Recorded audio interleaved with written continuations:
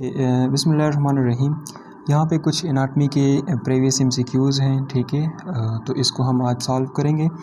First MCQs यहाँ पे है कि the right common carotid artery arises from.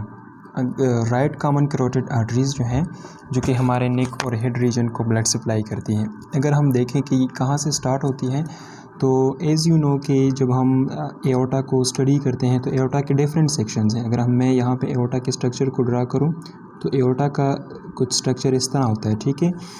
First part of aorta को हम असेंडिंग एओर्टा कहते हैं। फिर यहाँ पे जहाँ पे ये कर्व प्रेजेंट है, ठीक है, ये टर्न सा है, इसको हम आर्च ऑफ एओर्टा कहते हैं। फिर इसी को हम डिसेंडिंग एओर्टा।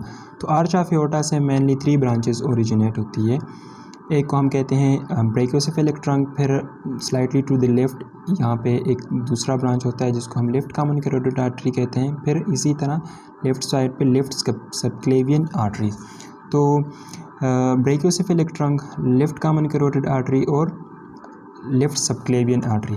लेकिन जो यहाँ पे ये पूछ रहे हैं कि राइट कॉमन कैरोटिड आर्टरी, तो राइट कॉमन कैरोटिड आर्टरीज जो हैं, जहाँ से ये आर्च ऑफ एओर्टा है, इससे राइट साइड पे ब्रेकियोसेफेलिक ट्रंक ओरिजिनेट होते हैं।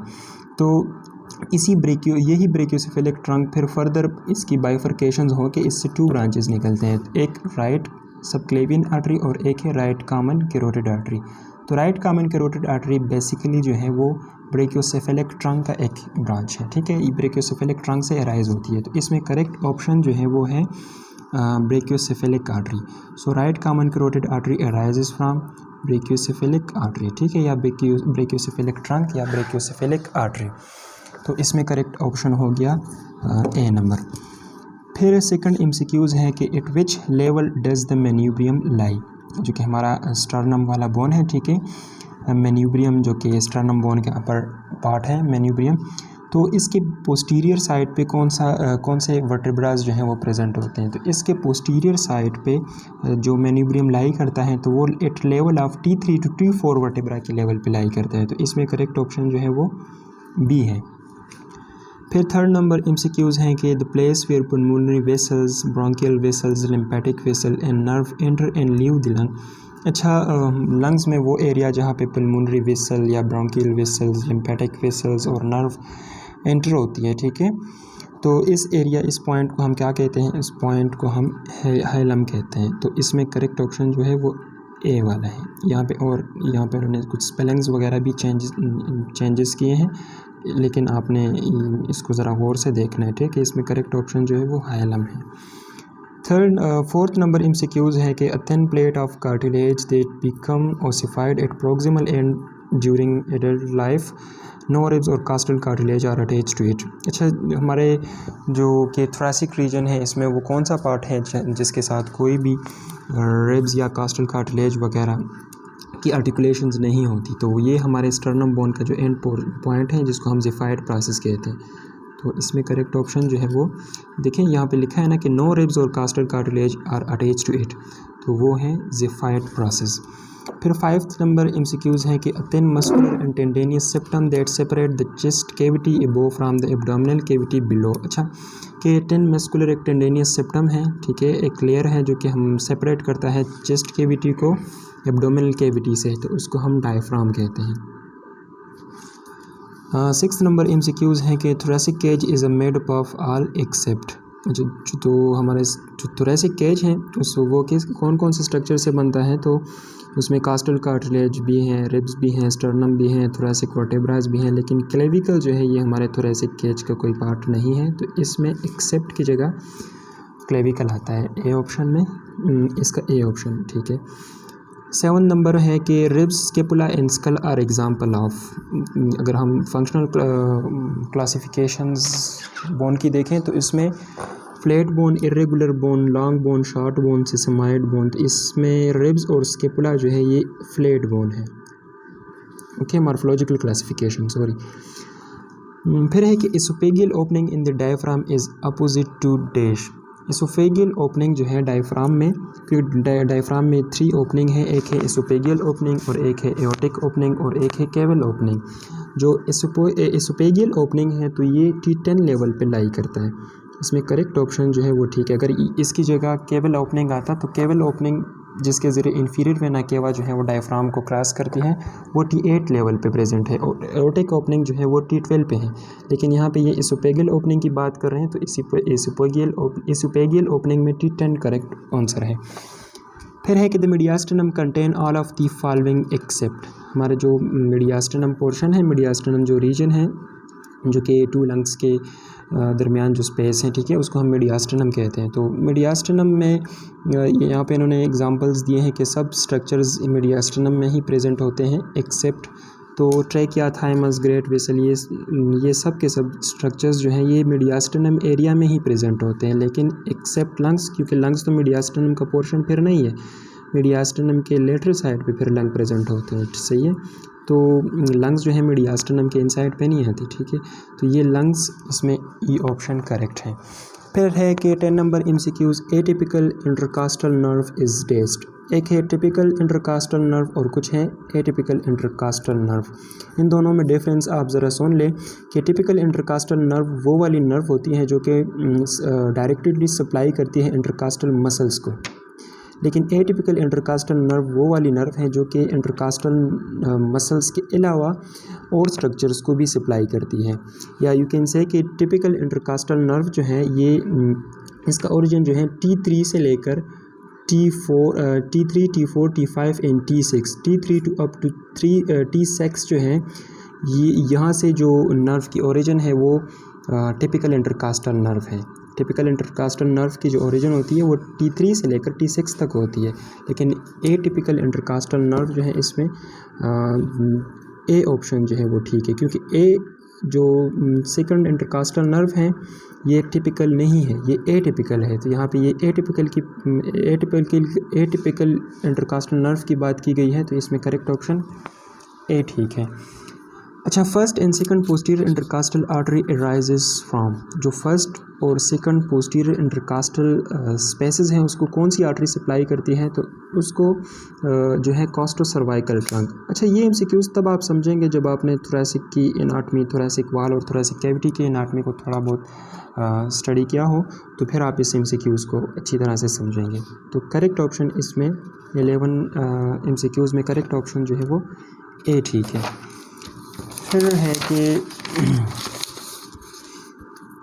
अच्छा, the right and left crus of diaphragm arises from the side of the body of L1, 3 and intervertebral disc and 4 intervertebral disc. The left crus arises from the side of the body of dash vertebrae and 1 and 4 vertebrae. अच्छा, 1 to 4 vertebrae. 12 number MCQs में ये पूछ रहे हैं कि हमारा जो diaphragm है जिसका ओरिजिन जो है एक राइट क्रस है, एक लेफ़्ट क्रस। क्रस वैसे टेंडेनियस पार्ट को हम क्रस कहते हैं, ठीक है। डायफ्राम का जो टेंडेनियस पोर्शन होता है उसको क्रस कहा जाता है। तो राइट क्रस जो है डायफ्राम का जो राइट क्रस है, जो राइट टेंडेनियस पार्ट है वो L3 से लेकर L4 तक, L1 से लेकर L1, L2, L3, इवन ये कि 4th इंटरवर्टिब्रल डिस्क से उसका ओरिजिन होता है। लेकिन लेफ़्ट क्रस जो है डायफ्राम का तो सिर्फ और सिर्फ L1 और L2 से ही होता है। तो इसमें करेक्ट ऑप्शन जो है L1 और L2 की जो इंटरवर्टिब्रल डिस्क हैं तो उसी से होता है इसका अराइजमेंट। तो इसमें करेक्ट ऑप्शन जो है वो है L1 and L2, B number option इसमें ठीक है। अच्छा, फिर है कि 13 नंबर के lingular segment are present in which lungs. जो लिंगुलर सेगमेंट है तो वो लेफ्ट लंग्स में है, ठीक, लेफ्ट लंग में प्रेजेंट होते हैं। A layer completely cover outer surface of the lungs and extend into the depth of the interlobar fissure। वो वाला लेयर जो कि हमारे लंग्स के आउटर सरफेस को भी कवर करती है वो लेयर, और इसी के साथ साथ उसका जो डेप्थ होता है इंटरलोबर फिशर जो है उसको भी कवर करती है, तो वो लेयर है विज़रल लेयर। 15 नंबर MCQs हैं कि surface of ribs, costal cartilage and intercostal space, the side of the vertebral body and back of the sternum are lined by the costal pleura। इसमें आता है, ठीक है, कि वो वाला पार्ट जो कि प्लूरा का वो पार्ट जो कि कास्टल कार्टिलेज, इंटरकास्टल स्पेस और वर्टेब्रल बॉडीज़, इवन ये कि बैक ऑफ द स्टर्नम पे लाइन करती है, तो वो है कास्टल प्लूरा। 16 नंबर MCQs हैं कि there are 9 anterior and dash posterior intercostal space. तो इंटीरियरली 9 इंटरकास्टल स्पेस हैं और पोस्टीरियरली जो है वो 11th इंटरकास्टल स्पेस है। अगर हम इंटरकास्टल स्पेस को गिन लें, जो कि space between ribs is known as the intercostal space, तो हम अगर पोस्टीरियर साइड पे इंटरकास्टल स्पेस को गिन लें तो वो टोटल जो है वो 11 इंटरकास्टल स्पेस होते हैं। फिर 17 नंबर MCQs हैं कि the left lungs consist of dash lobe. How many lobe? तो लेफ्ट लंग कंसिस्ट होता है 2 लोब्स पे। 18 नंबर है कि which muscles fibre are directed downward and forward from the inferior border of the rib above to the superior border of the rib below. इस MCQs का मतलब ये है कि जब हम इंटरकास्टल अगर हम रिब्स को देखें तो रिब्स कुछ इस तरह की होती है, ठीक है। इसी तरह इस के दरमियान जो स्पेस है इसको हम इंटरकास्टल स्पेस कहते हैं। इसी स्पेस में इंटरकास्टल मसल्स हैं। तो इंटरकास्टल मसल्स यहाँ पे जो MCQs पूछा गया है तो इसमें ये कह रहे हैं कि मसल फाइबर आर डायरेक्टेड, वो वाली मसल फाइबर जो कि डायरेक्टेड डाउनवर्ड है और फॉरवर्ड की तरफ है, इस तरह forward from the inferior border of the rib above to the superior border of the rib below. तो वो कौन सी मसल्स हैं? इन मसल्स को हम क्या कहते हैं कि जो कि डायरेक्ट डाउनवर्ड भी हो और फॉरवर्ड भी हो। तो ऐसे इस मसल्स को हम कहते हैं एक्सटर्नल इंटरकास्टल मसल्स। तो इसमें करेक्ट ऑप्शन जो है वो 20 है, ठीक है। Which muscle depress the ribs during downward during expiration? तो वो है इंटरनल इंटरकास्टल मसल। वो वाली मसल जो कि हमारे रिब्स को डिप्रेस करती है तो वो है ड्यूरिंग एक्सपायरेशन, वो है internal intercostal muscles. 20 number MCQs है। 20 नंबर अच्छा, the posterior intercostal artery of the lower 9 spaces are a branch of, जो कि पोस्टीरियर इंटरकास्टल आर्टरीज हैं लोअर 9 स्पेस का, तो वो ब्रांचेस हैं डिसेंडिंग थोरेसिक एओर्टा की, descending thoracic aorta. The azygos vein is a vein running up from the dash side of the thoracic vertebral column. अच्छा, azygos when जो है वो हमारे बॉडी के राइट साइड पे है या लेफ़्ट साइड पे? तो यू मस्ट बी नो कि इज़ाइगस वेन जो है वो रन अप करती है राइट साइड पे। फिर है 22 नंबर MCQs के T3 to T6 intercostal nerve are called typical nerve, typical intercostal nerve which origin from the T3 to T6। All of the following muscle of thorax except. अच्छा, इन्होंने यहाँ पे अभी example दिए गए हैं कि सब के सब मसल जो हैं हमारे थोरैसिक रीजन के ही हैं एक्सेप्ट। तो इसमें external intercostal, inner most intercostal muscles और levatores costarum muscle, serratus posterior, superior and inferior muscles, ये सब के सब मसल जो है ये हमारे थोरैसिक रीजन में ही आते हैं एक्सेप्ट डेल्टाइड, क्योंकि डेल्टाइड मसल जो है वो हमारे फिर शोल्डर एरिया में प्रेजेंट है। 24 नंबर MCQs हैं कि the sinoatrial node is located in the wall of dash. जो SA नोड है या AV नोड है तो वो हमारे राइट एट्रियम में प्रेजेंट होते हैं। जो हार्ट के 4 चैम्बर हैं उसमें राइट एट्रियम में साइनोएट्रियल नोड प्रेजेंट है। 25 नंबर है कि flat bone which lie in the mid line of interior chest wall. Flat bone है जो कि इंटीरियर चेस्ट वॉल के मिड लाइन पे लाई करता है तो वो क्या है? वो स्टर्नम ही है। 26 नंबर है कि the clavicle and the scapula articulate with one another at dash. अच्छा, क्लेविकल और स्केपुला के दरमियान जो आर्टिकुलेशन है उस जॉइंट्स को हम एक्रोमियो क्लेविकुलर जॉइंट्स कहते हैं। क्लेविकल और स्केपुला के दरमियान जो आर्टिकुलेशंस हैं वो है एक्रोमियो क्लेविकुलर जॉइंट्स। अच्छा, the tubercle is a prominence on the outer surface of the ribs at the junction of the dash। अच्छा, tubercle जो है एक प्रोमिनेंस है आउटर सरफेस ऑफ रिब्स पे प्रेजेंट है, लेकिन ये प्रोमिनेंस रिब्स के किस पार्ट पे प्रेजेंट होगा? तो ये नेक और शाफ्ट के दरमियान प्रेजेंट होगा। नेक एंड शाफ्ट, इसमें नेक एंड शाफ्ट ये ऑप्शन इसमें करेक्ट है। फिर 28 नंबर MCQs है कि first ribs is example of. जो फर्स्ट रिब्स है तो वो एग्जाम्पल है एटिपिकल रिब्स का। ओके, 29 नंबर है कि the intercostal nerve when and arteries run near the lower border of the rib in the following manner. जो इंटरकास्टल नर्व है, वेन है, आर्टरीज हैं, किस मैनर के साथ लोअर बॉर्डर ऑफ रिब्स पे प्रेजेंट होती हैं? तो वो वेन, पहले वेन आता है, फिर आर्टरी और फिर नर्व। तो इसमें करेक्ट ऑप्शन बी सही है। Heart lie within dash mediastinum. Heart जो प्रेजेंट है तो वो किस मीडियास्टर्नम में प्रेजेंट है? वो मिडिल मीडियास्टर्नम में है।